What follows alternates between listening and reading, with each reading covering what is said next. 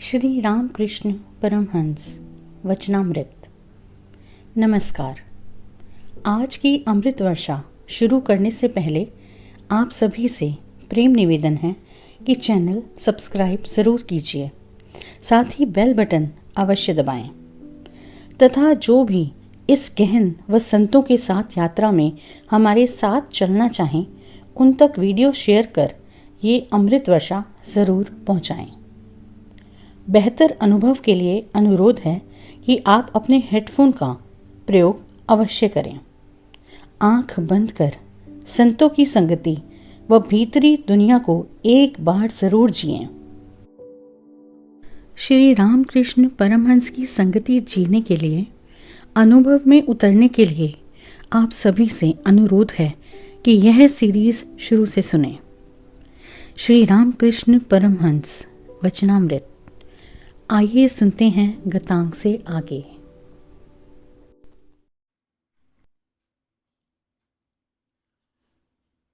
गतांग से आगे। श्री रामकृष्ण आज संध्या आरती के बाद दक्षिणेश्वर के काली मंदिर में देवी की प्रतिमा के सम्मुख खड़े होकर दर्शन करते और चमर लेकर कुछ देर डुलाते रहे। ग्रीष्म ऋतु है। ज्येष्ठ शुक्ला तृतीया तिथि है। शुक्रवार 8 जून 1883। श्री रामकृष्ण ने काली मंदिर से निकलकर चबूतरे पर भूमिष्ठ हो माता को प्रणाम किया। उन्होंने देखा राम, मास्टर, केदार, तारक आदि भक्त वहां खड़े हैं। तारक को देखकर आप बड़े प्रसन्न हुए और उनकी ठुड्डी छूकर प्यार करने लगे। अब श्री रामकृष्ण भावाविष्ट होकर अपने कमरे में जमीन पर बैठे हैं। उनके दोनों पैर फैले हैं। राम और केदार ने उन चरण कमलों को पुष्प मालाओं से शोभित किया है। श्री रामकृष्ण समाधिस्थ हैं। केदार का भाव नवरसिक समाज का है। वे श्री रामकृष्ण के चरणों के अंगूठों को पकड़े हुए हैं। उनकी धारणा है कि इससे शक्ति का संचार होगा। श्री रामकृष्ण कुछ प्रकृतिस्थ हो कह रहे हैं, माँ, अंगूठों को पकड़कर वह मेरा क्या कर सकेगा। केदार विनीत भाव से हाथ जोड़े बैठे हैं। श्री रामकृष्ण केदार से भावावेश में, कामिनी और कांचन पर तुम्हारा मन खिंचता है। मुंह से कहने से क्या होगा कि मेरा मन उधर नहीं है। आगे बढ़ चलो। चंदन की लकड़ी के आगे और भी बहुत कुछ है। चांदी की खान, सोने की खान, फिर हीरे और मणिक।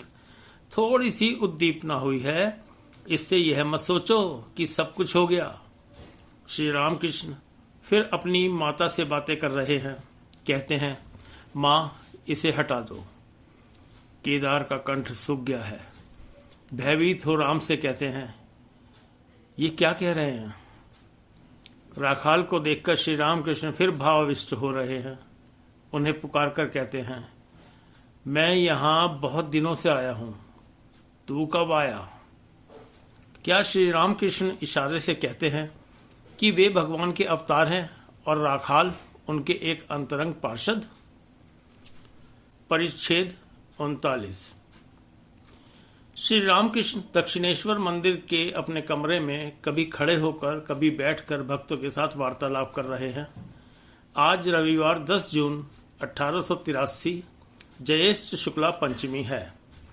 दिन के 10 बजे का समय होगा। राखाल, मास्टर, लाटू, किशोरी, रामलाल, हाजरा आदि अनेक व्यक्ति उपस्थित हैं। श्री रामकृष्ण स्वयं अपने चरित्र का वर्णन कर अपनी पूर्व कथा सुना रहे हैं। श्री रामकृष्ण भक्तों के प्रति। उस देश में बचपन में मुझे स्त्री पुरुष सभी चाहते थे। सभी मेरा गाना सुनते थे। फिर मैं लोगों की नकल उतार सकता था। लोग मेरा नकल उतारना देखते और सुनते थे। उनके घर की बहू बेटियां मेरे लिए खाने की चीजें रख देती थीं। कोई मुझ पर अविश्वास न करता था। सभी घर के लड़के जैसा मानते थे, परंतु मैं सुख पर लट्टू था। अच्छा सुखी घर देखकर आया जाया करता था। जिस घर पर दुख विपत्ति देखता था वहां से भाग जाता था। लड़कों में किसी को भला देखने पर उससे प्रेम करता था और किसी किसी के साथ गहरी मित्रता जोड़ता था। परंतु अब वे घोर संसारी हो गए हैं। अब उनमें से कोई कोई यहाँ पर आते हैं, आकर कहते हैं, वाह खूब, पाठशाला में भी जैसा देखा यहाँ पर भी वैसा ही देख रहे हैं। पाठशाला में हिसाब किताब देखकर सिर चकराता था, परंतु चित्र अच्छा खींच सकता था और अच्छी मूर्तियां गढ़ सकता था। जहां भी सदावर्त धर्मशाला देखता था वहीं पर जाता था, जाकर बहुत देर तक खड़ा देखता रहता था। कहीं पर रामायण या भागवत की कथा होने पर बैठकर सुनता था, परंतु यदि कोई मुंह हाथ बनाकर पढ़ता तो उसकी नकल उतारता था और लोगों को सुनाता था। औरतों का चाल चलन खूब समझ सकता था, उनकी बातें, स्वर आदि की नकल उतारता था। श्री रामकृष्ण भोजन के उपरांत छोटे तख्त पर जरा बैठे हैं। अभी विश्राम करने का समय नहीं हुआ है। भक्तों का समागम होने लगा। मणिरामपुर के भक्तगण कह रहे हैं, दया करके हमें जरा बता दीजिए कि किस उपाय से ईश्वर को प्राप्त किया जा सकता है। श्री रामकृष्ण, थोड़ा साधन भजन करना होता है। दूध में मक्खन है, केवल ये कहने से ही नहीं होता। दूध से दही बनाकर उसको मथकर मक्खन बनाना पड़ता है। परंतु बीच बीच में जरा निर्जन में रहना चाहिए। कुछ दिन निर्जन में रहकर भक्ति प्राप्त करके उसके बाद फिर कहीं भी रहो। पैर में जूता पहनकर कांटेदार जंगल में भी आसानी से जाया जा सकता है। मुख्य बात है विश्वास। जैसा भाव वैसा लाभ। मूल बात है विश्वास। विश्वास हो जाने पर फिर भय नहीं होता। मणिरामपुर के भक्त, महाराज, गुरु क्या आवश्यक ही है? श्री रामकृष्ण, अनेकों के लिए आवश्यक है, परंतु गुरु वाक्य में विश्वास करना पड़ता है। गुरु को ईश्वर मानना पड़ता है, तभी लाभ होता है। इसीलिए वैष्णव भक्त कहते हैं, गुरु कृष्ण वैष्णव। उनका नाम सदा ही लेना चाहिए। कली में नाम का महात्म्य है। प्राण अन्नगत हैं, इसीलिए योग नहीं होता। उनका नाम लेकर ताली बजाने से पाप रूपी पक्षी भाग जाते हैं। सत्संग सदा ही आवश्यक है। गंगा जी के जितने ही निकट जाओगे उतनी ही ठंडी हवा पाओगे। आग के जितने निकट जाओगे उतनी ही गर्मी होगी। सुस्ती करने से कुछ नहीं होगा। जिनकी सांसारिक विषय भोग की इच्छा है वे कहते हैं होगा, कभी न कभी ईश्वर को प्राप्त कर लेंगे। मैंने केशव सेन से कहा था, पुत्र को व्याकुल देखकर उसके पिता उसके बालिग होने से 3 वर्ष पहले ही उसका हिस्सा छोड़ देते हैं। माँ भोजन बना रही है, गोदी का बच्चा सो रहा है, माँ मुंह में चूसनी दे गई है। जब चूसनी छोड़कर चित्कार करके बच्चा रोता है, तब माँ हंडी उतार कर बच्चे को गोदी में लेकर स्तनपान कराती है। ये सब बातें मैंने केशव सेन से कही थी। कहते हैं, कलयुग में एक दिन एक रात भर रोने से ईश्वर का दर्शन होता है। मन में अभिमान करो और कहो, तुमने मुझे पैदा किया है, दर्शन देना ही होगा। गृहस्थी में रहो अथवा कहीं भी रहो, ईश्वर मन को देखते हैं। विषय बुद्धि वाला मन मानो भीगी दिया सलाई है, चाहे जितना रगड़ो कभी नहीं जलेगी। एकलव्य ने मिट्टी के बने द्रोण अर्थात अपने गुरु की मूर्ति को सामने रखकर बाण चलाना सीखा था। कदम बढ़ाओ। लकड़हारे ने आगे बढ़कर देखा था चंदन की लकड़ी, चांदी की खान, सोने की खान और आगे बढ़कर देखा हीरा मणि। जो लोग अज्ञानी हैं वे मानो मिट्टी की दीवार वाले कमरे के भीतर हैं। भीतर भी रोशनी नहीं है और बाहर भी किसी चीज को भी देख नहीं सकते। ज्ञान प्राप्त करके जो लोग संसार में रहते हैं वे मानो कांच के बने कमरे के भीतर हैं। भीतर रोशनी, बाहर भी रोशनी, भीतर की चीजों को भी देख सकते हैं और बाहर की चीजों को भी।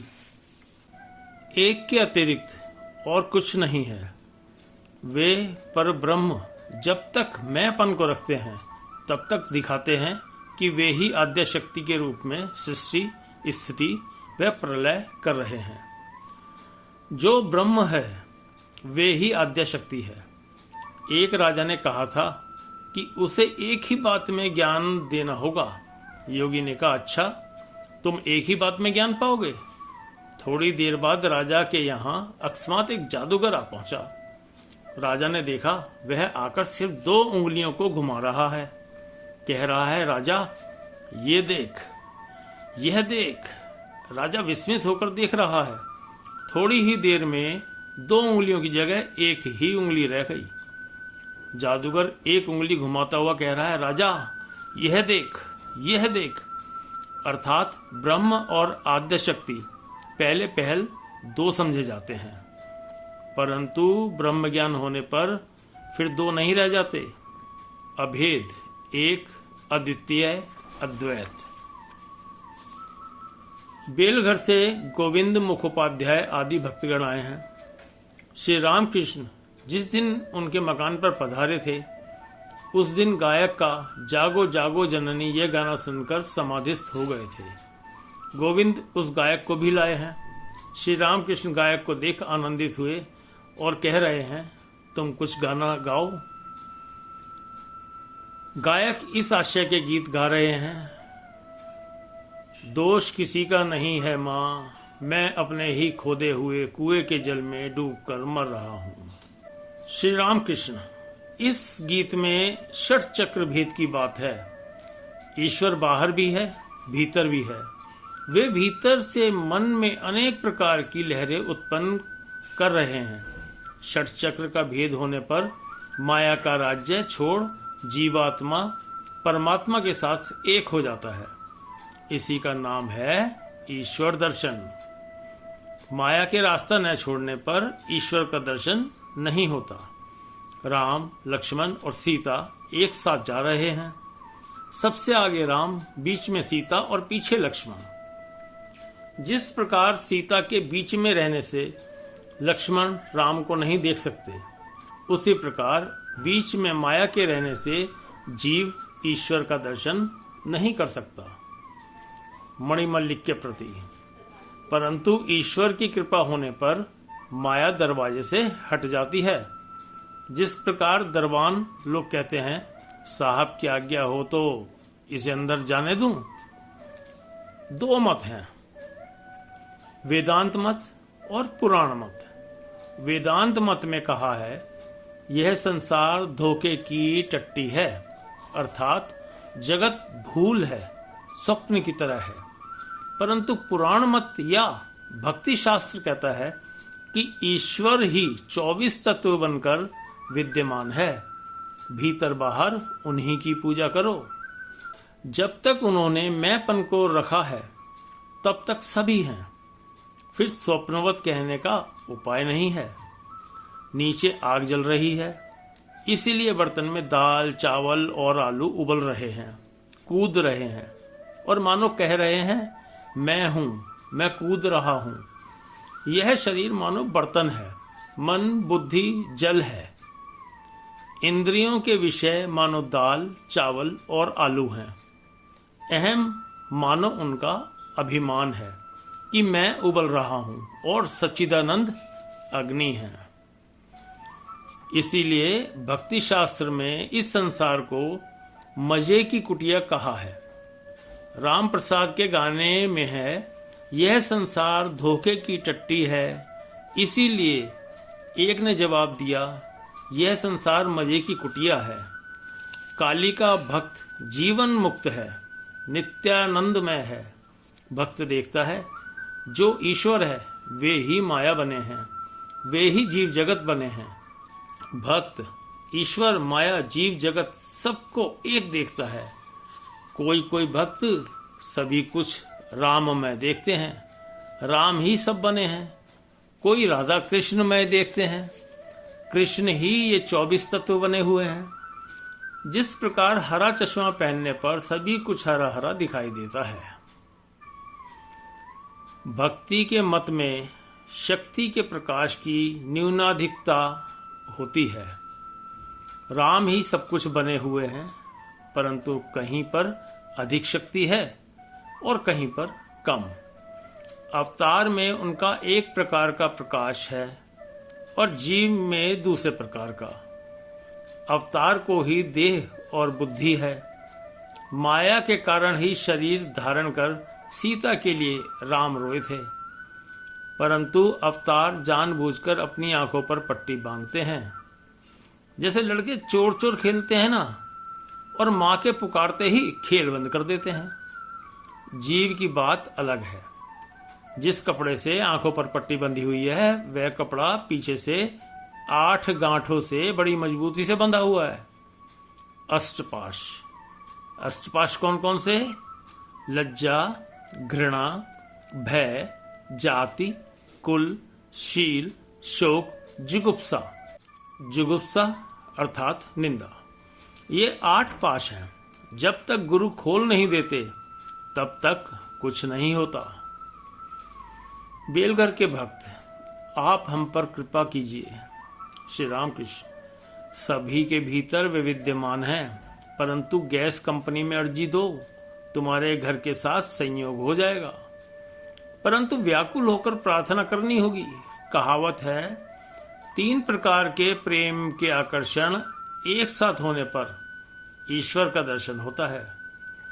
संतान पर माता का प्रेम, सती स्त्री का स्वामी पर, और विषय जीवों का विषय पर प्रेम। सच्चे भक्त के कुछ लक्षण हैं। वह गुरु का उपदेश सुनकर स्थिर हो जाता है। सपेरे के संगीत को विषधर सांप स्थिर होकर सुनता है, परंतु नाग नहीं। और दूसरा लक्षण, सच्चे भक्त की धारणा शक्ति होती है।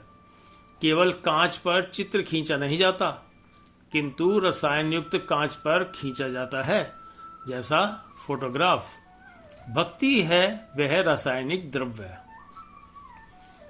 एक लक्षण और है, सच्चा भक्त जितेंद्रिय होता है, कामजयी होता है। गोपियों में काम का संचार नहीं होता था। तुम लोग गृहस्थी में हो, रहो ना, इससे साधन भजन में और भी सुविधा है। मानो किले में से युद्ध करना। जिस समय शव साधन करते हैं, उस समय बीच बीच में शव मुंह खोलकर डराता है। इसीलिए भुना हुआ चावल चना रखना पड़ता है और उसके मुख में बीच बीच में देना पड़ता है। शव के शांत होने पर निश्चिंत होकर जप कर सकोगे। इसीलिए घर वालों को शांत रखना चाहिए। उनके खाने पीने की व्यवस्था कर देनी पड़ती है, तब साधन भजन की सुविधा होती है। जिनका भोग अभी कुछ बाकी है, वह गृहस्थी में रहकर ही ईश्वर का नाम लेंगे। नित्यानंद कहा करते थे, मागुर माछेर झोल, युवती नारी रकोल, बोल हरि बोल। हरि नाम लेने से मागुर मछली की रसदार तरकारी तथा युवती नारी तुम्हें मिलेगी। सच्चे त्यागी की बात अलग है। मधुमक्खी फूल के अतिरिक्त और किसी पर भी नहीं बैठेगी।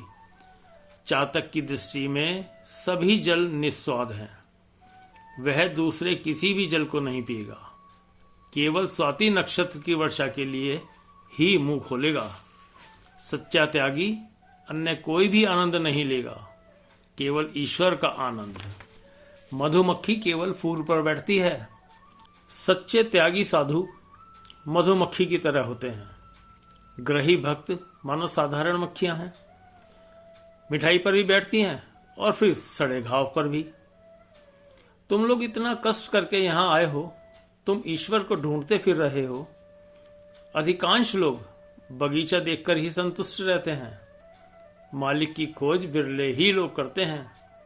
जगत के सौंदर्य को ही देखते हैं, इसके मालिक को नहीं ढूंढते। श्री रामकृष्ण गाने वाले को दिखाकर इन्होंने षट चक्र का गाना गाया। वह सब योग की बातें करते हैं, हठ योग और राजयोग। हठ योगी कुछ शारीरिक कसरतें करता है, सिद्धियां प्राप्त करता है, लंबी उम्र प्राप्त करना तथा अष्ट सिद्धि प्राप्त करना, ये सब उद्देश्य है। राजयोग का उद्देश्य है भक्ति, प्रेम, ज्ञान, वैराग्य। राजयोग ही अच्छा है। वेदांत की सप्तभूमि और योग शास्त्र के षट चक्र आपस में बहुत कुछ मिलते जुलते हैं। वेद की प्रथम 3 भूमियां और योग शास्त्र के मूलाधार, स्वाधिष्ठान तथा मणिपुर चक्र एक हैं। इन 3 भूमियों में गुदा, लिंग तथा नाभि में मन का निवास है। जिस समय मन चौथी भूमि पर अर्थात अनाहत पर उठता है, उस समय जीवात्मा का शिखा की तरह दैदीप्यमान रूप में दर्शन होता है और ज्योति का दर्शन होता है। साधक कह उठता है, यह क्या, यह क्या। मन की 5वीं भूमि में उठने पर केवल ईश्वर की ही बात सुनने की इच्छा होती है। यहां पर विशुद्ध चक्र है। षष्ठ भूमि और आज्ञा चक्र एक ही हैं। वहां पर मन के जाने से ईश्वर का दर्शन होता है, परंतु वह उसी प्रकार होता है जिस प्रकार लालटेन के भीतर रोशनी रहती है। छू नहीं सकते क्योंकि बीच में कांच रहता है। जनक राजा पंचम भूमि पर से ब्रह्म ज्ञान का उपदेश देते थे। वे कभी पंचम भूमि पर और कभी षष्ठ भूमि पर रहते थे। षट चक्र भेद के बाद सप्तम भूमि है। मन वहां जाने पर लीन हो जाता है। जीवात्मा परमात्मा एक हो जाते हैं, समाधि हो जाती है, देह बुद्धि चली जाती है, बाह्य ज्ञान नहीं रहता, अनेक तत्व का बोध नष्ट हो जाता है और विचार बंद हो जाते हैं। त्रैलंग स्वामी ने कहा था, विचार करते समय ही अनेकता तथा विभिन्नता का बोध होता है। समाधि के बाद अंत में 21 दिन में मृत्यु हो जाती है। परंतु कुंडलिनी न जागने पर चैतन्य प्राप्त नहीं होता। जिसने ईश्वर को प्राप्त किया है उसके कुछ लक्षण हैं। वह बालक की तरह, उन्मत्त की तरह, जड़ की तरह या पिशाच की तरह बन जाता है और उसे सच्चा अनुभव होता है कि मैं यंत्र हूं और वे यंत्री हैं। वे ही करता है और सभी अकर्ता है। जिस प्रकार सिखों ने कहा था, पत्ता हिल रहा है, वह भी ईश्वर की इच्छा है। राम की इच्छा से ही सब कुछ हो रहा है। यह ज्ञान होता है। जैसे जुलाहे ने कहा था, राम की इच्छा से ही कपड़ का दाम 1 रुपया 6 आना है। राम की इच्छा से ही डकैती हुई। राम की इच्छा से ही डाकू पकड़े गए। राम की इच्छा से ही पुलिस वाले मुझे ले गए और फिर राम की इच्छा से ही मुझे छोड़ दिया। संध्या निकट थी। श्री रामकृष्ण ने थोड़ा भी विश्राम नहीं किया। भक्तों के साथ लगातार हरि कथा हो रही है। अब मणिरामपुर और बेलघर के तथा अन्य भक्तगण भूमिष्ठ होकर उन्हें प्रणाम कर देवालय में देव दर्शन के बाद अपने अपने स्थानों को लौटने लगे। शेष क्रमशः। हमारे चैनल को सब्सक्राइब अगर नहीं किया तो ज़रूर करें।